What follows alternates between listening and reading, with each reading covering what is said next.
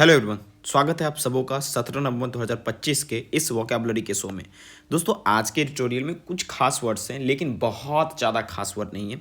लेकिन दोस्तों as usual आपको पता है एडिटोरियल तो एडिटोरियल होता है। तो दोस्तों चलिए शुरुआत करते हैं आज का हमारा ये जो है वोकैबुलरी का सेशन और वन बाय वन करके हम बढ़ेंगे। दोस्तों आज के इस वीडियो में हम वोकैबुलरी देखेंगे, इडियम्स एंड फ्रेजेस अगर होगा वो भी देखेंगे, फ्रेजल वर्ब्स होंगे, एग्जाम कॉर्नर वर्ड्स होंगे, वन वर्ड होंगे, पेपर कटिंग वर्ड्स होंगे और फॉरेन वर्ड्स भी अगर संभव है तो हम लोग देखेंगे। तो सबसे पहला वर्ड आपके सामने है स्क्रीन पे, लूम। लूम का मतलब क्या होता है दोस्तों? देखिए लूम का मतलब अगर कोई चीज़ अप्रोच कर रहा है, कोई चीज़ आपके आसपास में मंडरा रहा है, वो घटित होने वाला है, उसे दोस्तों लूम कहा जाता है। ओके, लूम माने होता है मंडराना और दोस्तों उभर कर दिखाई देना। जैसे आपके एग्ज़ाम डेट अभी लूमिंग कर रहे हैं, या मान लीजिए मेरे एग्ज़ाम डेट अभी मंडरा रहे हैं, आसपास दिखाई दे रहे हैं, तो इसलिए मुझे पढ़ाई करना है। उसके बाद अगर इसके सिनोनिम्स की बात करें तो कमिंग या अप्रोचिंग कह सकते हैं, इम्पेंडिंग कह सकते हैं और अराउंड दी कॉर्नर भी कह सकते हैं। दोस्तों इसका मतलब एक इडियम्स है जिसका मतलब होता है होने वाला है, घटित होने वाला है। एंटिसिपेट कर सकते हैं, एंटिसिपेट का मतलब होता है एक्सपेक्ट करना। और पोर्टेंटियस कह सकते हैं जिसका मतलब होता है अमंगल, जो शुभ ना हो। बेसिकली लूम शब्द जो है दोस्तों निगेटिव वर्ड है जो कि निगेटिव सेंस में इस्तेमाल किया जाता है दोस्तों। तो दोस्तों यहाँ पर इसमें कई जगह पे मैं आपको बता सकता हूँ जो इसका यूज हुआ है दोस्तों, और यहाँ थोड़ा मुझे खोजने में तकलीफ हो रहा है। आज का जो एडिटोरियल है उसमें देखा गया है टीबी को लेकर चर्चा की गई है, ट्यूबरक्लोसिस को लेकर, और उसमें बताया गया है कि किस प्रकार से ये अप्रोच कर रहे हैं, लूमिंग हो रहे हैं, है ना। तो दोस्तों आगे बढ़ते हैं, अगर जैसे ही मुझे मिलेगा मैं आपको दिखा दूंगा इसमें। ओके दोस्तों चलिए आगे बढ़ते हैं। नेक्स्ट वर्ड है दोस्तों स्क्रैम्बल। स्क्रैम्बल का मतलब क्या होता है? हड़बड़ी में करना पहला मीनिंग होता है। दूसरा उलझा देना, और अगर आप उतरने चढ़ने की बात करें तो किसी चीज़ पर चढ़ाई करना, जैसे पहाड़ हो गया, बड़े बड़े पर्वत हो गए, घिसट कर ऊपर आना भी हम कह सकते हैं स्क्रैम्बल। याद कैसे कीजिएगा? देखिए एससी दिख रहा है और रैम्बल दिख रहा है ना। देखिए सुप्रीम कोर्ट जो है ना राम के बल पे उछलने वाले लोगों पर क्या किया? उस पर चढ़ाई किया, मतलब इन सेंस ऐसा याद रखिएगा। या उसको उलझा दिया, या जो लोग राम के बल पे चलते हैं सुप्रीम कोर्ट उसको उलझा देते हैं, है ना। ऐसा याद रखिएगा स्क्रैम्बल, SC रैम और BLE बल। तो दोस्तों आपको याद रहेगा scramble, she scrambled to finish her homework, उसने अपना होमवर्क करने में हड़बड़ी की। क्लियर है बात? अब इसका एक और मीनिंग होता है दोस्तों, to cause a plane to take off, मतलब किसी कारण बस कोई प्लेन को जल्दी जल्दी हड़बड़ी में टेक ऑफ करने के लिए कहा गया हो, है ना। यहाँ पर देख सकते हैं citizens scramble for marks eight there air quality index AQI routinely breach. Breach का मतलब होता है तोड़ना, 400 यानी या उसके ऊपर पार हो जाना, यानी लिमिट से बाहर हो जाना। यहाँ ब्रीच का मतलब होगा, यहाँ ब्रीच का मतलब क्या होगा? BREAC। ब्रीच का मतलब दोस्तों इसे उल्लंघन करना होता है, उल्लंघन करना। लेकिन इस एडिटोरियल के सेंस में आउट ऑफ लिमिट हो जाएगा, जो कि 400 था उससे बाहर चला गया। और आज का एडिटोरियल शशि थरूर जी लिखे हैं तो थोड़ा इसका वर्ड मीनिंग बेटर होगा। यहाँ पर देखिए citizens scramble for mask, citizen क्या कर रहे हैं? हरी कर रहे हैं, तेजी कर रहे हैं कि मास्क वो पहने, क्योंकि अगर मास्क नहीं पहनेंगे तो उसको अलग अलग प्रकार की इससे एयरबोर्न डिजीज हो सकते हैं, है ना। अब आगे दोस्तों बढ़ते हैं, कुछ एग्जाम कॉर्नर वर्ड से जल्दी जल्दी कर लेते हैं ताकि आपके एग्जाम में इसी तरह के वर्ड्स आते हैं, है ना दोस्तों, तो आप कर पाएँ। तो दोस्तों सबसे पहला वर्ड है क्राइसिस। इसका क्या मतलब होता है?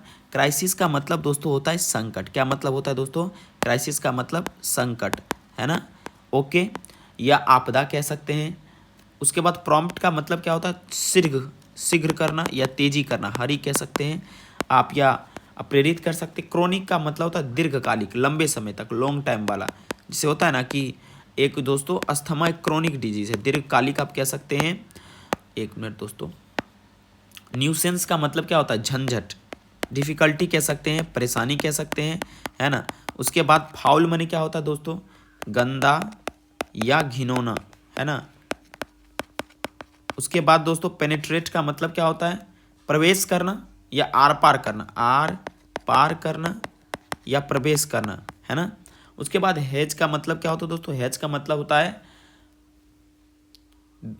कोहरा, धुंध सा या कोहरा सा जो माहौल होता है उसी को हेज कहते हैं, है ना।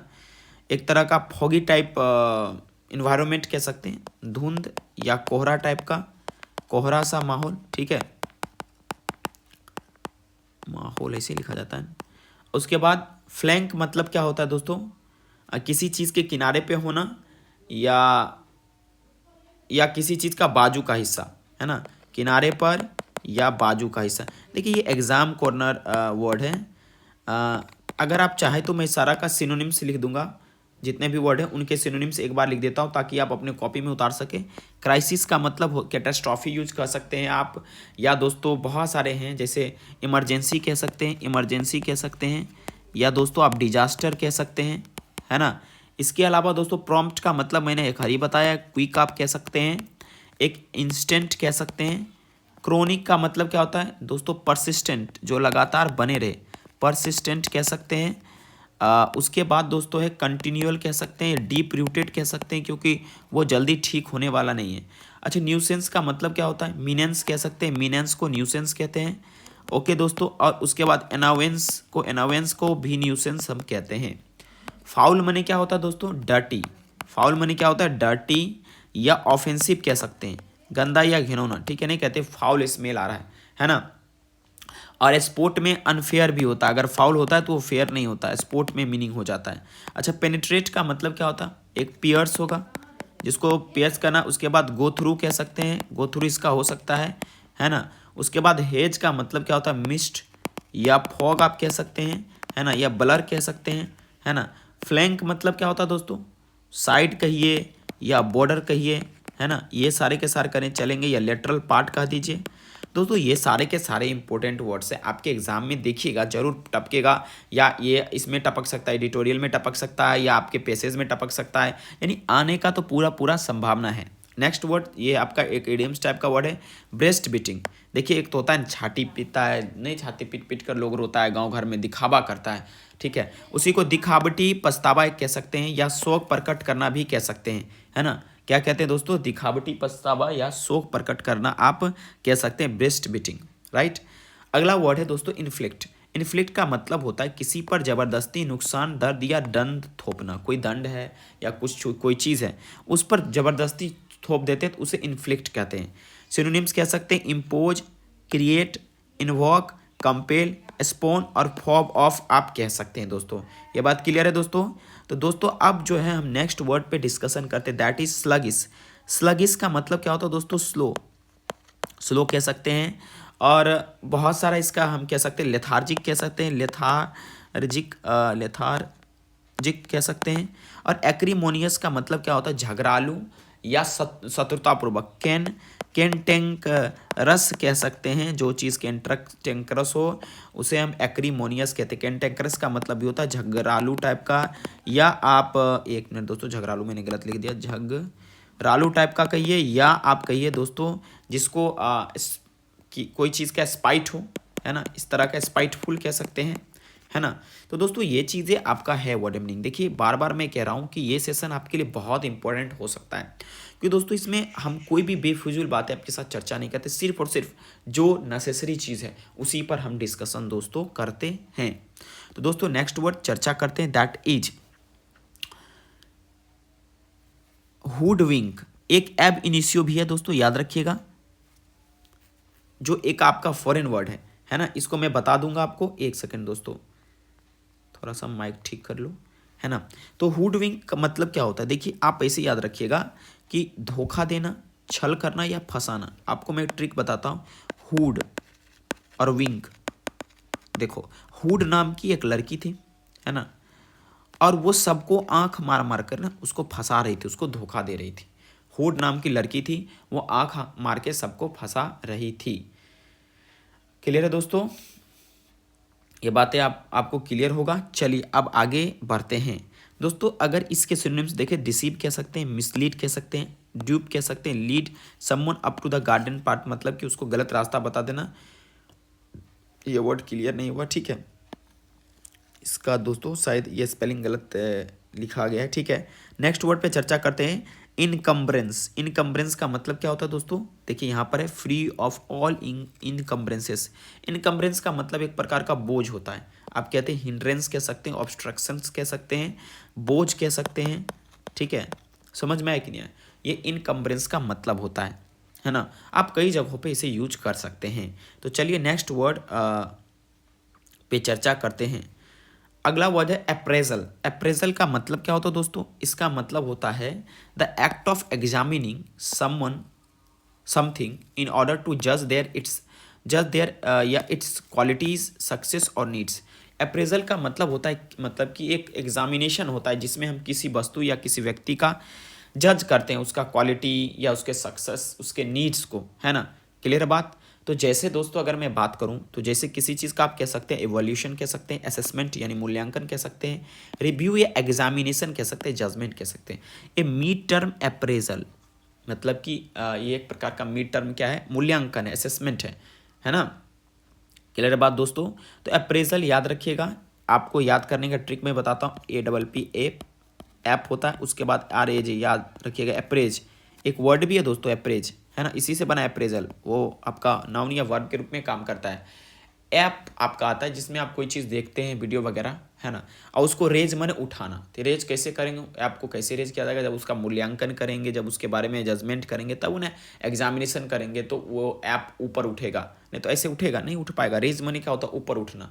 ठीक है, चलिए अब दोस्तों हम चर्चा करते हैं बीमोन।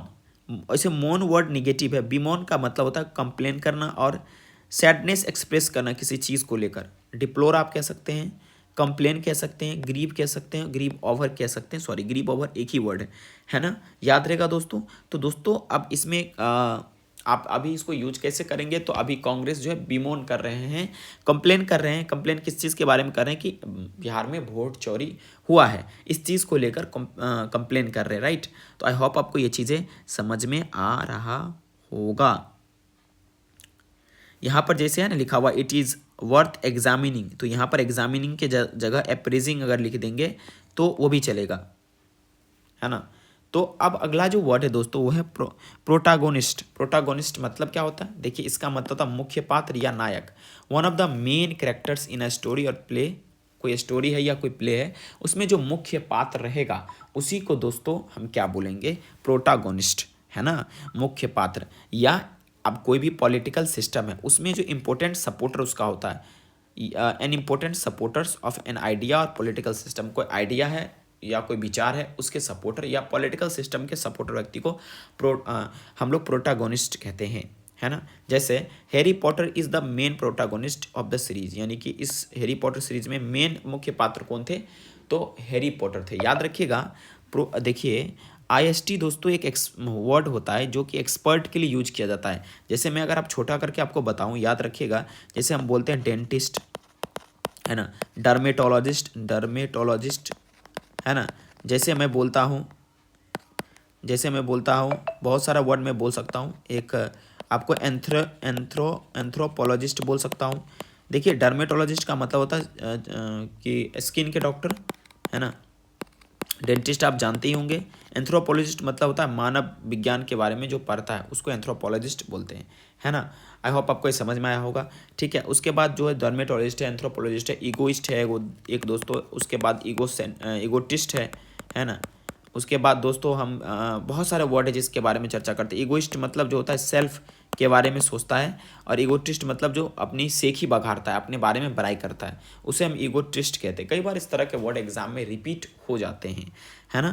चलिए नेक्स्ट आज फिर से हम चर्चा करते हैं कुछ और वर्ड के बारे में। जैसे अभी देखिए फिलहाल अभी जो RJD है उसमें रिफ्ट हुआ है। रिफ्ट माने उसके परिवार जो हैं उनके वो सब अलग अलग हुए। तेज प्रताप अलग हुए, उसके बाद रोहिणी उनकी जो बेटी है लालू प्रसाद यादव को, जिन्होंने सुना होगा किडनी डोनेट की अपने फादर को, काफ़ी सराहनीय वर्क था। उसको ह्यूमिलेट किया गया। ह्यूमिलेट मतलब उसकी बेइज्जती की गई है, उसको डिफेम किया गया है ना।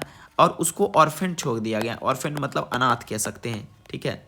और लालू की बेटी जो है हीट आउट का मतलब होता है किसी पर हमला करना या उसके बारे में भला बुरा कहना, ठीक है, या उस पर इल्ज़ाम लगाना। इल्ज़ाम आप कह सकते हैं, इल्ज़ाम लगाना, ठीक है। कि भाई तेज प्रताप जो है, सॉरी तेजस्वी जो है ये, और उसके जो साथी लोग हैं ये लोग यही काम कर रहे हैं, वो ये लोग ह्यूमिलेट कर रहे हैं, ठीक है। इन्होंने क्विट कर दिया है। क्विट करने का मतलब होता है पॉलिटिक्स को इन्होंने छोड़ दिया है ना। अब आगे दोस्तों बात करते हैं, वेरी भी बताएंगे आपको। अब देखिए अब अब आपको पता है कि बिहार में जो है चुनाव हुआ है, उसके बाद काफ़ी सारे चीज़ होती है। तो सबसे पहले इसमें एक वर्ड आ रहा ओथ। ओथ मतलब क्या होता है? ओथ माने होता है शपथ। ओथ माने शपथ होता है ना। उसके बाद जो है रीजनेशन तो आप जानते ही होंगे दोस्तों, ठीक है। He is likely to be sworn into power again on Thursday. Sworn और ऑथ सिनोनिम्स है। सॉर्न मतलब ही होता है शपथ लेना, कोई पद को ग्रहण करना। एक मिनट दोस्तों, हट कैसे गया भाई, एक सेकेंड। SWOR स्वर्ण मतलब, या आप ओथ कहिए, दोनों सिनोनिमियस टर्म है, ठीक है, याद रहेगा दोस्तों। और कई सारे इस तरह के वर्ड्स जो है हम अभी डिस्कशन करेंगे, ठीक है दोस्तों। आई होप आपको ये समझ में आया होगा। और दोस्तों आप अगला जो वर्ड मैं आपको बताने जा रहा हूँ वो मोस्ट इंपॉर्टेंट है और आपके एग्जाम पॉइंट ऑफ व्यू से इंपॉर्टेंट है। देखिए दोस्तों, ज़्यादा वर्ड करने से कोई फ़ायदा नहीं है, उन्हीं वर्ड को करें जो मेरे काम का है। देखिए वेरी का मतलब क्या होता है दोस्तों? देखिए वेरी का मतलब आप कह सकते हैं कि केयरफुल रहिए, कोई अनसर्टेन चीज़ होने वाला है, आप एक तरह से सावधान कहिए, चौकस कहिए, चौकन्ना कहिए। आप वेरी का मतलब ये लिख सकते हैं, सावधान, चौकस आप कहिए, है ना। समझ में आया कि नहीं? और कई सारे इसके आप मीनिंग समझ सकते हैं। अगर मैं इसके सिनोनिम्स लिख दूं तो कोई दिक्कत आपको नहीं होना चाहिए।